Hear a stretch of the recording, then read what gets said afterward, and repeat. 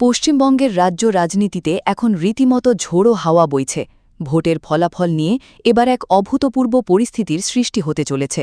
মুখ্যমন্ত্রী মমতা বন্দ্যোপাধ্যায় স্পষ্ট জানিয়ে দিয়েছেন তিনি ফলাফল নিয়ে মোটেই সন্তুষ্ট নন এবং এই বিষয়ের ফয়সালা করতে তিনি এবার সরাসরি দেশের সর্বোচ্চ আদালত অর্থাৎ সুপ্রিম কোর্টের দ্বারস্থ হতে চলেছেন। মমতা বন্দ্যোপাধ্যায়ের কথায় এক প্রকার চ্যালেঞ্জের সুর শোনা গিয়েছে। তিনি অত্যন্ত কড়া ভাষায় জানিয়েছেন যে ন্যায় বিচার পেতে হলে যদি রাজ্যে রাষ্ট্রপতি শাসন জারি হয় তাতেও তার কোনো আপত্তি নেই, কিন্তু তিনি শেষ দেখে ছাড়বেন। বিষয়টি একটু বিস্তারিতভাবে বুঝে নেওয়া যাক।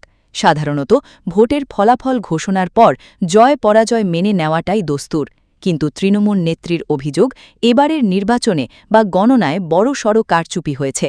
তার দাবি জনগণের রায়কে ঘুরিয়ে দেওয়া হয়েছে এবং এর পেছনে গভীর কোনো ষড়যন্ত্র কাজ করছে।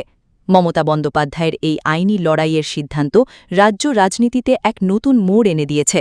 বিরোধী শিবির থেকে শুরু করে রাজনৈতিক বিশ্লেষক সবাই এখন এই পরিস্থিতির দিকে নজর রাখছেন। তৃণমূল শিবিরের পক্ষ থেকে জানানো হয়েছে নির্দিষ্ট কিছু বুথ বা কেন্দ্রে ভোটের পুনর্গণনা বা স্বচ্ছতা নিয়ে তাদের মনে তীব্র সংশয় রয়েছে। এই সংশয় দূর করতেই তারা আইনি পথ বেছে নিচ্ছেন। মুখ্যমন্ত্রী বলেছেন সংবিধানকে রক্ষা করা এবং গণতন্ত্রকে বাঁচিয়ে রাখাই এখন তার মূল লক্ষ্য। আর এই লড়াই লড়তে গিয়ে যদি রাজ্যে প্রশাসনিক রদবদল বা কেন্দ্রীয় হস্তক্ষেপের মতো পরিস্থিতি তৈরি হয় তাতেও তিনি পিছুপথা হবেন না।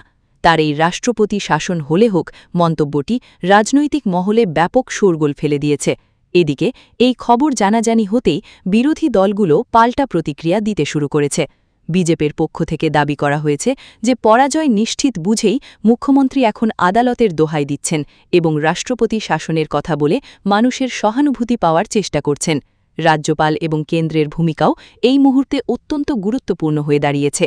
আইনি বিশেষজ্ঞরা বলছেন যদি সত্যি সুপ্রিম কোর্ট এই আবেদনে সাড়া দেয় এবং তদন্তের নির্দেশ দেয় তবে ভোটের ফল ঘোষণার পরবর্তী প্রক্রিয়াগুলো থমকে যেতে পারে। সাধারণ মানুষের মনে এখন একটাই প্রশ্ন, রাজ্যের ভবিষ্যৎ কি?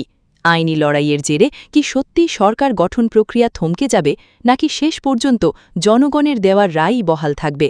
সুপ্রিম কোর্ট এই আবেদন গ্রহণ করবে কিনা তা নিয়ে এখন টান টান উত্তেজনা কাজ করছে। দিল্লি থেকে শুরু করে কলকাতা সর্বত্রই এখন আলোচনার কেন্দ্রবিন্দুতে মমতা বন্দ্যোপাধ্যায়ের এই চরম পদক্ষেপ। আমরা এই খবরের ওপর প্রতি মুহূর্তের নজর রাখছি এবং প্রতিটি আপডেট আপনাদের কাছে পৌঁছে দেব। আজকের এই গুরুত্বপূর্ণ খবরটি আপনার কেমন মনে হলো বা এই বিষয়ে আপনার মতামত কি তা অবশ্যই আমাদের কমেন্ট বক্সে লিখে জানান। ভিডিওটি ভালো লাগলে লাইক করুন এবং বন্ধুদের সাথে শেয়ার করুন। রাজ্য ও দেশের রাজনীতির এমন সব বড় খবর সবার আগে সহজভাবে বুঝতে এখনই আমাদের চ্যানেল ট্রেন্ডিং ম্যাজিক সাবস্ক্রাইব করে রাখুন এবং পাশের বেল আইকনটি প্রেস করে দিন। আমাদের সাথে থাকার জন্য আপনাদের অসংখ্য ধন্যবাদ। চোখ রাখুন পরবর্তী প্রতিবেদনে।